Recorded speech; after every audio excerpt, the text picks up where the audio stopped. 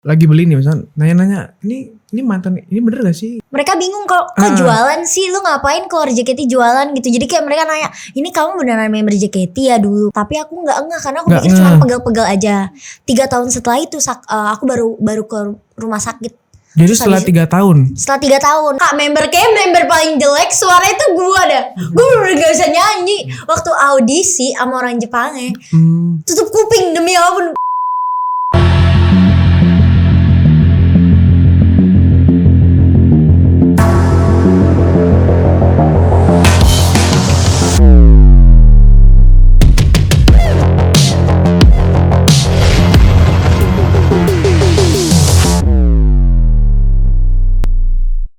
Halo Sobat Asiks, Sobat Ngobrol Asiks. Hari ini ada tamu yang istimewa nih. Ini kemarin sempat viral di TikTok ya.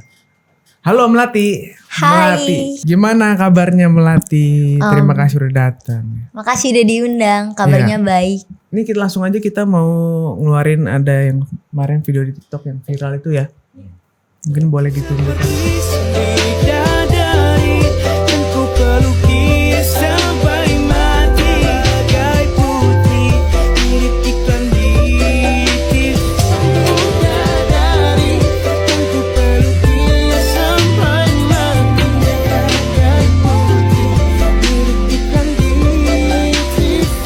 Oke teman-teman, nah itulah videonya. Jadi ini kegiatan kamu sekarang? Iya, aku bikin bisnis jualan kayak gitu. Nah ini di mana? Ini tuh di Johar Baru, lebih tepatnya deket Salemba. Salemba itu, kalau misalnya Salemba kan orang pada tahu ya, deket Salemba. Ini kan kamu mantan personil Jakarta 48. Terus kenapa memilih untuk membuka bisnis F&B? Sebenarnya tujuan aku keluar JKT bukan kayak mau langsung bikin bisnis. Jadi kayak tujuan keluar JKT, aku keluar JKT kan karena sakit kan. Aku sakit punggung yang gak bisa untuk nari lagi di JKT. Kayak gitu. Terus habis itu aku keluar. Nah pas keluar JKT kan emang aku juga udah lulus SMA. Jadi aku kuliahnya jurusan bisnis. Dan kayak aku tuh juga gak mau kerja sama orang nih. Jadi kayak selama proses aku kuliah, aku mikir kayak aku gedenya mau ngapain ya gitu.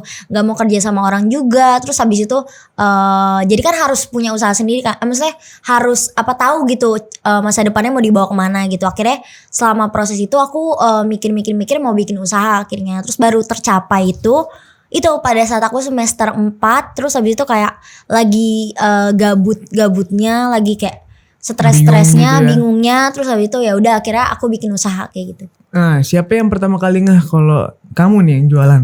Wah Melati nih. Ada nggak sih? Yang itu jadi tuh aku jualan niatnya bukan aku yang jaga kan. Jadi emang yang jualan tuh aku ambil karyawan, nah karyawannya saudaraku juga. Jadi dia yang jualan. Nah aku cuman bikin bisnisnya, terus habis itu kayak pasarin di sosial media aku doang kayak gitu. Sampai akhirnya hari itu aku jualan, aku coba iseng live TikTok. Jadi kan pada saat itu tuh aku live TikTok, terus habis itu kayak rame, terus tiba-tiba ada yang kayak, oh ternyata yang jual member JKT kayak gitu. Akhirnya kayak dari situlah banyak fans kamu yang datang. Iya dari situ iya. Terus habis itu ada salah satu pembeli yang ngevideoin gitu. Nah videonya viral dari situ tuh. Berarti ini video bukan kamu yang ngambil, berarti orang ya yang orang viralin. Ngambil, iya orang yang ngambil gitu. Ramenya dari situ. Nah pas kamu jualan itu banyak gak sih yang kepo lagi beli nih misalnya nanya-nanya ini mantan ini bener gak sih? Gitu.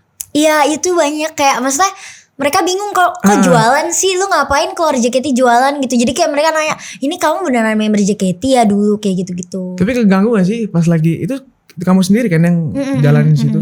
Keganggu gak sih? Enggak sih, aku suka juga. Berarti emang jalannya di situ ya? Iya emang jalannya di situ. Aku juga kayak suka kalau misalnya orang minta foto gitu, aku juga suka. Oke, tapi dibalik dengan bisnis itu ada gak sih komentar netizen ya? Yang nyinyir lah. Wah ini kan kamu kan gini kok jualan gitu. Lebih tepatnya sebenarnya aku nggak tahu ini nyinyir atau enggak. Cuma mereka bilang kayak gue juga jualan kok, tapi kok gue nggak viral ya kayak gitu-gitu. Cuman kayak aku ini dengan positif aja sih. Setiap orang punya ininya masing-masing ya. Maksudnya berkatnya dari Tuhan tuh beda-beda ya. Jadi kayak pada saat ada yang komen gitu, ada yang itu kalau nggak salah DM aku kayak gitu, aku cuman bahas kayak berkat tiap orang beda-beda. Jadi kayak nikmatin berkat lo aja, syukurin aja. Terus habis itu ya udah kerja keras aja di yang apa berkat yang lagi lo dapet kayak gitu. Berarti kamu udah siap ya untuk menjalani bisnis dengan segala cobaan yang iya udah siap, udah diperhitungkan semua ya.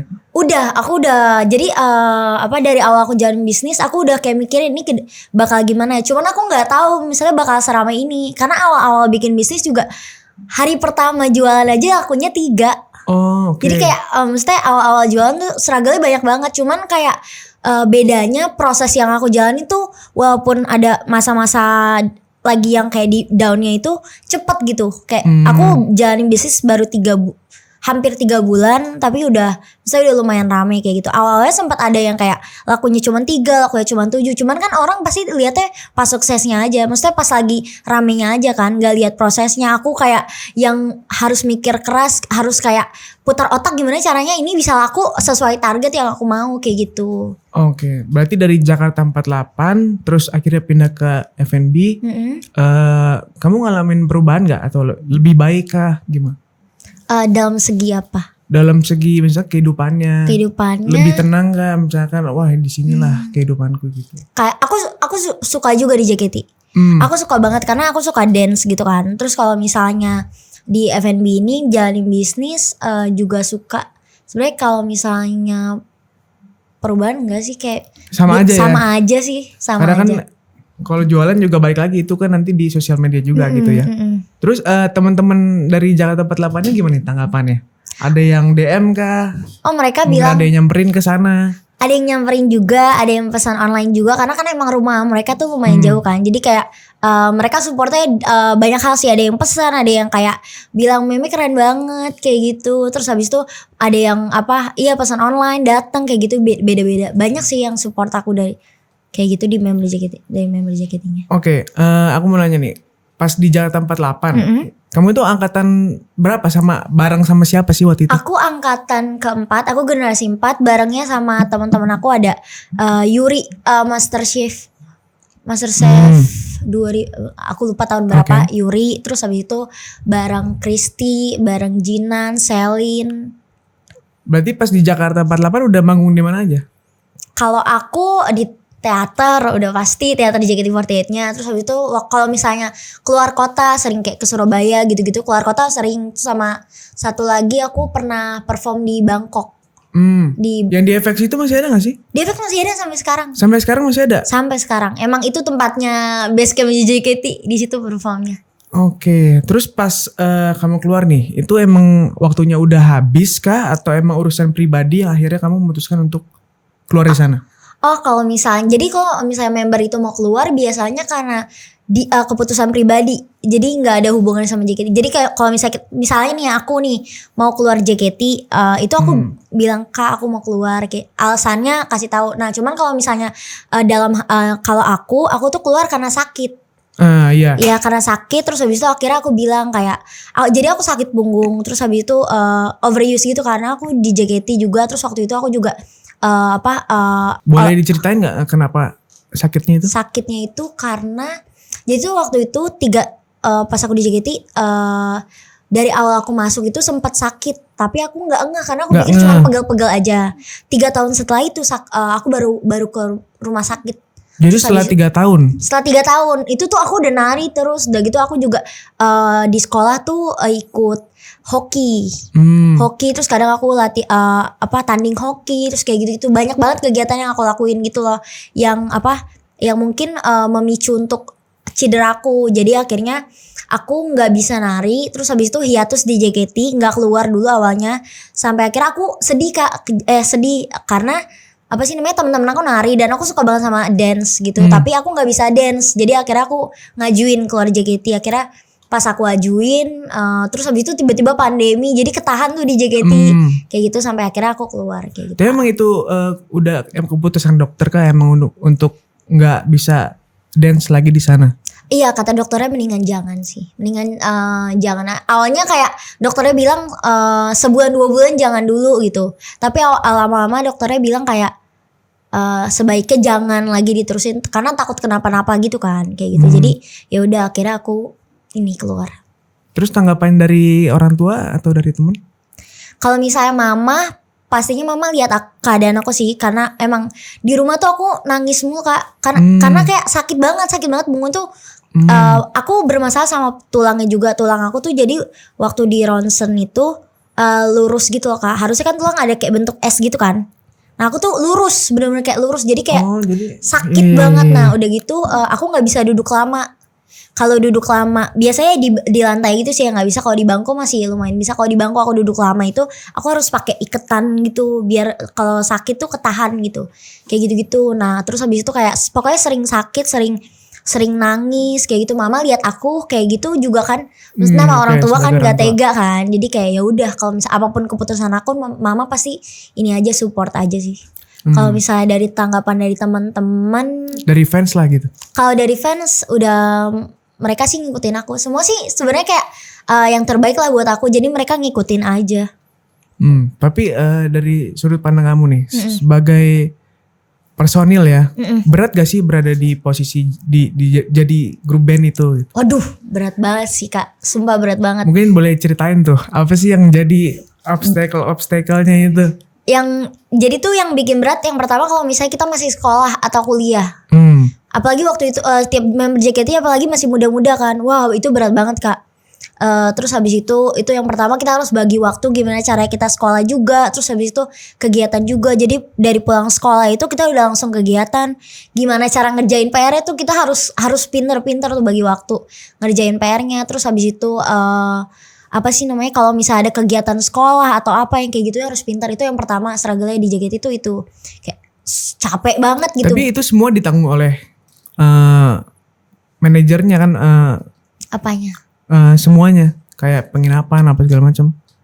JKT nggak nginep sih Kak, kayak misalkan kalau ke Bangkok kemana? Oh iya, itu kayak gitu pasti dari mereka dari JKT-nya, dari pihak JKT. Kita juga cuman kayak ngikutin schedule-nya aja, hari ini ya udah mereka yang ngatur. Ada manajernya kan? Ada manajernya. Nah itu kan ada 48 orang bener? Enggak, itu banyak banget. Ada kayak 100-an ya. Cuman kalau sekarang karena udah waktu itu sempat banyak yang keluar rame-rame keluar. Jadinya kayak nggak tahu ya sekarang berapa, cuman nggak sebanyak yang dulu, cuman nggak 48 juga. 48 tuh cuman kayak simbol aja gitu. Nggak tahu simbol, nggak tahu apa, aku nggak ngerti sih. Cuman membernya lebih dari 48. Pas angkatan kamu tuh ada berapa membernya? Wah 70-80 Kak. 70-80. Sumpah banyak banget. Nah itu ngatur waktunya gimana kalau misalkan mau makan, mau apa itu gimana? Nah, kalau gue sih pusing gitu. Enggak, jadi kayak ngatur waktunya itu setahu aku ya. Seingat aku deh, bukan setahu aku. Seingat aku itu jadi dulu tuh ada sistem tim. Jadi kan karena membernya banyak dibagi tim-timnya. Ada yang J, K, K3 sama T. Ada 3 tim sama satu lagi trainee. Nah kalau misalnya itu kegiatannya beda-beda, enggak yang kalau misalnya kegiatan rame gitu, enggak, pusing juga tuh Kak. Nah ya kayak ngurus transportasinya ya, itu kayak kan, gitu. Itu manajernya juga bukan cuma satu. Kayak misalnya satu tim manajernya bisa 4, 3 kayak gitu. Nah itu dibagi-bagi tuh Kak kayak gitu. Jadi sistemnya lebih kayak kegiatan itu per tim gitu. Jadi kalau misalnya hari ini tim ini, udah tim yang lain gak ada kayak gitu. Terus base campnya di mana? Base campnya itu buat latihannya. Buat latihannya ada rumah sama kantor gitu. Kalau sekarang. Berarti gede banget tuh. Gede banget gila. Buat 100 orang lebih. Gila, nampung semua itu. Iya. Melati, ada rumor juga nih katanya kalau jadi personil Jakarta 48 katanya nggak boleh pacaran ya? Itu benar. Itu terus benar. apa lagi? Ada larangan apa sih kalau mau jadi personil Jakarta 48? Itu dalam hal berpacaran sih itu penting banget sih. Kayak kita nggak, sebagai member kita nggak boleh. Itu alasannya sebenarnya emang logik sih Kak. Soalnya kan kita maksudnya biasa cewek fansnya pasti cowok. Begitupun sebaliknya kan kayak gitu.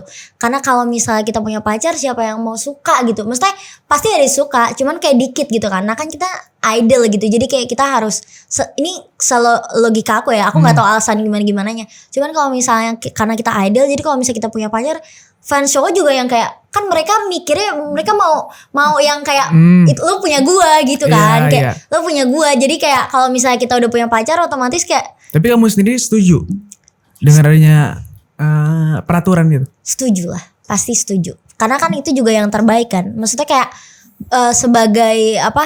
Kalau misalnya kita mikir, ya bener juga sih kalau misalnya gue punya pacar, fans gue pasti dikit gitu. Berarti selama kamu 5 tahun di sana, kamu nggak? Oh awal aku masuk JKT aku nggak tahu kalau misalnya nggak boleh pacaran. Jadi tuh aku masuk JKT karena ada cowok yang aku suka JKT, dia nggak suka aku tapi dia suka JKT. Okay. Terus abis itu tiba-tiba ada teman SMP aku apa sih namanya dia bilang Mel lo masuk JKT aja gitu. Abis itu gue bilang kayak wah cowok yang gue suka nih suka JKT, gue harus mestinya gue masuk JKT lah biar di notice gitu.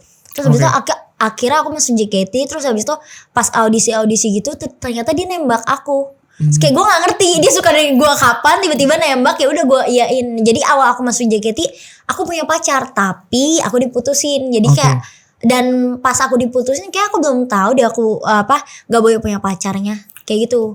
Tapi setelah itu enggak. Aku mau nanya nih, kalau misalkan kamu masuk sana, otomatis kan yang membernya kan terkenal, punya banyak fans. Nah dengan sering berjalannya waktu tuh jadi ini gak sih, jadi beban sendiri gak sih? Punya banyak fans gitu? Enggak. Kan gak boleh pacaran tadi, jadi beban sendiri gak sih? Apalagi kamu dapat ketenaran, ada banyak yang suka. Iya lumayan beban, masih muda ya, pengennya kan kayak gimana sih pacaran. Jadi kayak paling ya Kak, kalau misalnya suka sama orang biasa kalau misalnya aku nih ya, kalau suka sama orang paling dipendem atau enggak. Kalau misalnya suka sama orang tuh kayak nggak bisa pacaran, jadi kayak cuman PDKT di sekolah doang gitu loh.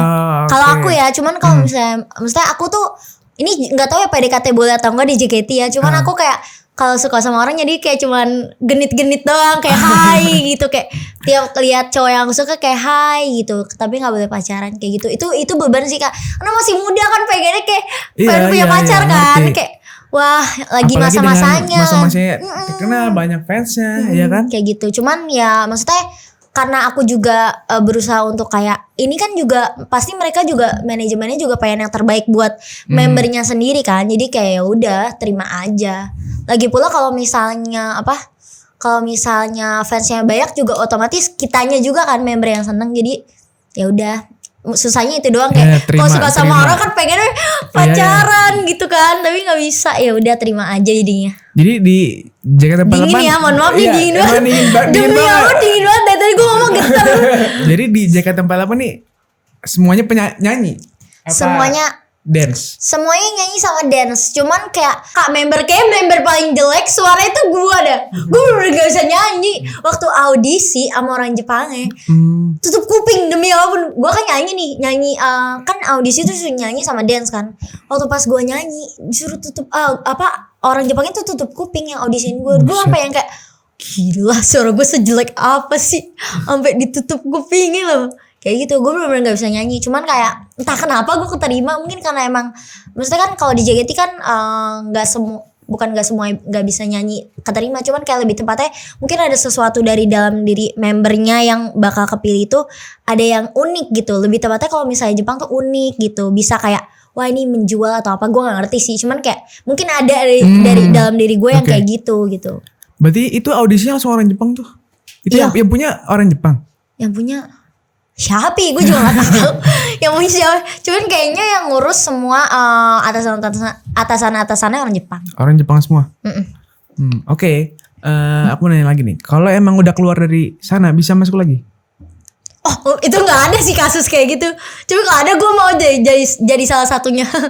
Sehari aja gue. Tapi bisa gak sih? Gue gak tahu Kak. Gak pernah nanya lagi? Gak pernah nanya. Tapi semenjak viral video yang tadi kita bahas di awal, ada job gak sih atau panggilan dari ini apa nih? Ini maksudnya apa? Dari TV atau dari apa? Dari JKT48 mungkin reach out lagi. Kalau dari JKT-nya gak ada. Cuman kalau misalnya dari TV dari kemarin aku dipanggil sama sekalian jualan, sekalian juga dibawa akunnya. Habis itu nanti ya juga ada dikasih schedule buat TV kayak gitu, lumayan ada. Oke. Atau enggak ada gak sih tiba-tiba gitu gara-gara kemarin viral yang deketin gitu? Iya. Yang deketin nggak ada. Nggak ada yang deketin gue. Masa sih? Nggak ada yang deketin aku. Nggak ada sih, iya nggak ada. Oke, Melati, berarti kedepannya aja nih. Ingin terus di digital atau mau di bisnis? Kalau bisa balance dua-duanya. Harus pilih salah satu. Enggak, mau dua-duanya. Mau dua-duanya? Mau dua-duanya. Oke. Iya, mau Terima dua-duanya. kasih Melati udah datang di Ngobrol Asik. Semoga nanti bisa datang lagi atau bikin konten bareng ya. Bye bye. Oke, bye-bye.